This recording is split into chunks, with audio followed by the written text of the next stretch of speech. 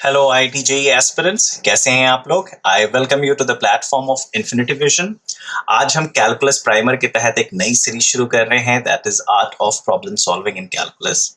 इस सीरीज में हम कैलकुलस के डिफरेंट पोर्शंस में डिफरेंट टॉपिक्स पिक करेंगे। उन टॉपिक्स के सवाल हम पिक करेंगे। उन सवाल के तहत हम समझेंगे कि किस तरीके से सवाल को समझना होता है, सवाल की रिक्वायरमेंट को समझना होता है, सवाल को डिकोड करना होता है, और डिकोड करने के बाद किस तरीके से स्ट्रक्चर में चीज़ों को बांधना होता है कि आप कॉन्सेप्ट्स और डेफिनेशंस और फॉर्मूला अप्लाई कर सकें और उसके बाद इवेंचुअली आप उस आंसर को क्रैक कर सकें। तो आइए शुरू करते हैं। पहला टॉपिक जो आज हमने पिक किया है for art of problem solving in calculus में, that is range of a function. तो सवाल को करने से पहले आपको पता है कि सवाल को बहुत अच्छे से पढ़ना होता है, सवाल के रिक्वायरमेंट को समझना होता है। तो देखिए सवाल आपके सामने है, that is the range of a function fx log base 2 of 2 minus log base root 2 of 16 sine square x plus 1 with a bracket closed is option A closed bracket with 0 1, semi closed bracket with minus infinity 1, then you have option C closed bracket with minus 1 and 1, and option D is minus infinity to plus infinity. Now if you see the question, इस question के language एकदम सीधे साधे हैं, language में कोई कमी नहीं है, सीधा साधा इंस्ट्रक्शन है कि आपको इस फंक्शन का रेंज निकालना है।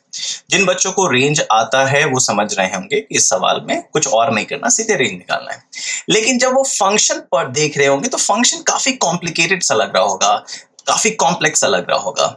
लेकिन जो बच्चों ने रेंज ऑफ अ फंक्शन और कंपोजिट फंक्शन को पढ़ा है उनको पता है कि नहीं नहीं मैंने ये सारी चीजें अच्छे से कर ली है। तो इस सवाल को अगर आप देखेंगे तो दो चीजें आपकी टेस्ट कर रहा है ये सवाल, एक रेंज ऑफ अ फंक्शन और दूसरा कंपोजिट फंक्शन की नॉलेज, राइट। जब भी इस तरीके की सवाल आपके सामने आती है कंपोजिट फंक्शन की, तो आपको पता है कि सबसे पहले आपको क्या करना है, जो सबसे कोर में जो फंक्शन बैठा हुआ है वहां से धीरे धीरे आपको लेयर को ओपन अप करना है। तो गौर से देखिएगा, तो जो कोर पे बैठा हुआ है that is 16 sine square x plus 1। तो एक्स सबसे पहले एंटर कर रहा है एक फंक्शन पे जिसे आप कहते हो 16 साइन स्क्वायर एक्स प्लस 1। हम लोग क्वेश्चन को डिकोड कर रहे हैं, धीरे धीरे ब्रेक कर रहे हैं। जैसे ही आप 16 साइन स्क्वायर एक्स प्लस 1 से एक्स डालते हैं और नई आउटपुट निकल के आती है, वो एक दूसरे फंक्शन में जा रही है which is log base root 2, log base root 2। और जैसे लॉग बेस रूट 2 में फंक्शन जा रही है, यहां का जो आउटपुट है वो निकल रहा है नेगेटिव ऑफ लॉग रूट 2। मतलब अगर आप एफ एक्स जानते हैं तो माइनस एफ एक्स के बारे में बात कर रहा है। और माइनस लॉग बेस रूट 2 के बाद वो इस फंक्शन में 2 ऐड कर दे रहा है, that is 2 minus log root 2। और ये जो भी आउटपुट यहां से निकल के आ रहा है उसका फिर से आपको लॉग लेना है विद बेस 2, और जो फाइनल आपका y निकलेगा ये आपसे पूछा जा रहा है। तो आपको पता है y आपका रेंज होगा और वो सारे वैल्यूज जिसके लिए कंपोजिट फंक्शन वेल डिफाइंड होगा, that would be your domain. तो इस सवाल में आपसे दो चीजें पूछी जा सकती थी, या तो डोमेन पूछा जा सकता था या तो रेंज पूछा जा सकता था। हम इस सवाल में रेंज निकालेंगे, आपके लिए असाइनमेंट है डोमेन। तो आप जैसे डोमेन निकाल पाओगे आप कमेंट सेक्शन में आप डोमेन का आंसर डाल सकते हो। तो आइए इस क्वेश्चन को अब हमने ऑलरेडी डिकोड कर दिया है, तो आपको पता चल चुका है कि एकदम कोर से जाना होगा। तो जो सबसे पहले कोर में बैठा हुआ है वो है 16 साइन स्क्वायर एक्स प्लस 1। जैसे ही आप इस फंक्शन को देखते हो 16 साइन स्क्वायर एक्स प्लस 1, आपको पता चल जाता है एक ट्रिग्नोमेट्रिक फंक्शन से बना है। Trigonometric function y is equal to sine x, I am sure आप सबको पता है, बहुत ही बेसिक सा फंक्शन है। आपको पता है साइन एक्स -1 से 1 के बीच में लाई करता है, साइन एक्स का रेंज -1 से 1 के बीच में लाई करता है विद अ क्लोज ब्रैकेट। आप जैसे साइन एक्स का स्क्वायर लेते हो क्या बन जाता है, साइन स्क्वायर एक्स। जैसे आप साइन स्क्वायर एक्स करते हो तो आपको पता चल जाता है कि sign square x would lie between 0 to 1, 0 और 1 क्लोज ब्रैकेट में। मतलब साइन स्क्वायर एक्स की मिनिमम वैल्यू 0 होगी और मैक्सिमम वैल्यू 1 होगी। साइन स्क्वायर एक्स के आगे आप देख रहे होगे 16 लिखा है, तो 16 साइन स्क्वायर एक्स का मतलब हुआ कि इसका जो रेंज होगा वो 0 से 16 होगा, क्योंकि मिनिमम वैल्यू 0 है और मैक्सिमम वैल्यू 1 है साइन स्क्वायर एक्स का। अगर आप 16 तो आप उसके एम्पलीट्यूड को अटैक कर रहे हो, तो कहीं ना कहीं उसकी जो रेंज है 16 साइन स्क्वायर एक्स की वो 0 से 1 के बीच में लाएगी विद अ क्लोज इंटरवल। और उसके बाद आगे है 16 साइन स्क्वायर एक्स प्लस 1। तो मतलब आपने अपने आउटपुट में 1 ऐड कर दिया। तो minimum value 16 sine square x की 0 थी और maximum value 16 sine square x की 16 थी। दोनों जगह आपने 1 ऐड कर दिया, तो जो नए आउटपुट निकल के आए वो होंगे 1 से 17। तो मैं कह सकता हूं 16 sine square x plus 1 would lie between 1 to 17। इसका रेंज यहां पे लाई करेगा, राइट? यहां तक कोई प्रॉब्लम नहीं है। आपको पता है 16 साइन स्क्वायर एक्स का जो भी रेंज निकल के आ रहा है वो इनपुट बन रहा है लॉग बेस रूट 2 के लिए। और लॉग बेस रूट 2 किसका निकालना है? 16 साइन स्क्वायर एक्स प्लस 1। तो आप जैसा कि जानते हो y is equal to log base a x का ग्राफ, दो तरीके के ग्राफ होते हैं। अगर a 0 से 1 के बीच में लाई कर रहा है और एक a 1 से स्ट्रिक्टली ग्रेटर देन है। तो अगर आपको ये दोनों ग्राफ पता है तो बड़े आराम से आप इसको हैंडल कर सकते हो। ऑलरेडी हमने some basic graphs you must know के तहत एक्सपोनेंशियल फंक्शन और लॉगरिथमिक फंक्शन के ग्राफ्स देखे हैं। तो आइए देखते हैं ग्राफ कैसा होगा। तो आपको पता है कि y is equal to log base a x if a is strictly greater than 1। तो कुछ ऐसा होगा। इसका डोमेन क्या होता है? डोमेन इसका होता है स्ट्रिक्टली ग्रेटर देन 0। अगर y is equal to log base a x लिया जाए where a is greater than 1, तो उसका डोमेन क्या है? x is strictly greater than 0। और आप देख रहे होगे ये ग्राफ एक इंक्रीजिंग फंक्शन है, मतलब जैसे जैसे x आप बढ़ा रहे हो वैसे वैसे y की वैल्यू बढ़ रही है। मतलब जैसे जैसे आप इनपुट बढ़ा रहे हो वैसे वैसे आप आउटपुट बढ़ा रहे हो। तो कहीं ना कहीं आपको पता है कि इस फंक्शन में सिर्फ पॉजिटिव वैल्यूज एंटर कर सकती है, और यहाँ पे आप जो इनपुट डाले हो 1 से 17 है which is a part of your original domain. तो जो नेचुरल डोमेन है उसके अंदर की चीज है, तो कोई कॉम्प्लिकेशन यहाँ पे नहीं आएगा। एट द सेम टाइम आपको पता है इनपुट जैसे बढ़ रहा है वैसे ही आउटपुट बढ़ेगा। तो आप कह सकते हो ये जो वैल्यू रेंज देगा वो लाई करेगा लॉग बेस रूट 2 1 और लॉग बेस रूट 2 17 के बीच में, राइट? क्योंकि आपको पता है 1 और 17 से कहानी आगे बढ़ रही है।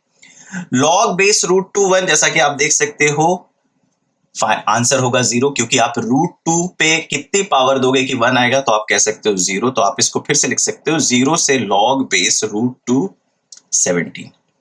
ये एक पॉजिटिव नंबर है लॉग बेस रूट 2 17, क्योंकि 17 से बड़ा है, राइट? तो आप कह सकते हो अगर आप log base root 2 16 sine square x plus 1 का रेंज निकालो तो आप कह सकते हो it would lie between 0 to log base root 2 17, right?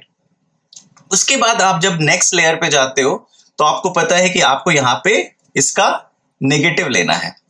आप किसी फंक्शन का रेंज अगर जानते हो और आपको माइनस एफ एक्स निकालना है, अगर मान लो कोई फंक्शन एफ एक्स है जो ए से बी के बीच में लाई कर रहा है, तो अगर आप माइनस एफ एक्स ले लोगे तो it would lie between minus b to minus a, right? बहुत ही बेसिक सी बात है। साइन रिवर्स कर जाता है माइनस लेने पे, आपको आई एम श्योर ये पता होगा। तो आप कह सकते हो minus of log base root 2 16 sine square x plus 1 में जो आपका जो आउटपुट था वो था 0 से लॉग बेस रूट 2 17, उसमें आप माइनस लगा रहे हो तो साइन रिवर्स कर जाएगा and it would lie between minus log root 2 17 से 0 के बीच में with a close bracket, right? तो आप देख रहे हो निगेटिव लेने की वजह से आपका रेंज इस तरीके से आया। एट द सेम टाइम आपको पता है कि माइनस लॉग रूट 2 17 एक नेगेटिव नंबर है और 0 है, तो आपने इस ऑर्डर में फिक्स कर दिया।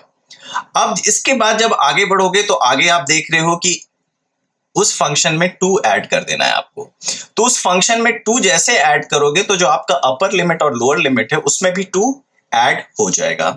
तो आप कह सकते हो 2 minus log base root 2 16 sine square x plus 1 would lie between 2 minus log root 2 17 comma 2। क्या किया हमने? यहां पे 2 ऐड कर दिया और यहां पे 2 ऐड कर दिया, क्योंकि हमारे फंक्शन में ही 2 ऐड हो गया। तो 2 minus log root 2 16 sine square x plus 1 would lie between 2 minus log base root 2 17 comma 2 in a close bracket. Now यहां से क्वेश्चन थोड़े से नेक्स्ट लेवल का टेस्ट लेता है, क्योंकि इसके बाद जो फंक्शन है वो आपको log base 2 लेने को कह रहा है। नाउ जब आप log base 2 लेते हो तो again you need to know the graph of log base ax where a is strictly greater than 1। तो आई एम श्योर आपको पता है log base 2x का ग्राफ भी कुछ ऐसा ही होगा। लेकिन log base 2x के ग्राफ में एक खास बात है कि आपका जो डोमेन है x has to be strictly greater than 0। x has to be strictly greater than 0 and it is strictly increasing function also. Now when you look into this interval, 2 minus log base root 217, we have to inspect that whether it is a positive number or negative number. So as you can see with a simple calculation that log root 217 is something like log root 216 से बड़ा होगा, और log root 216 आपको पता है कि इसकी value log root 216 की वैल्यू क्या होगी, तो रूट 2 पे मैं कितना पावर दूं कि 16 आ जाए, तो आप कह सकते हो 8, राइट। और 2 माइनस इट, तो definitely this is going to be a negative number.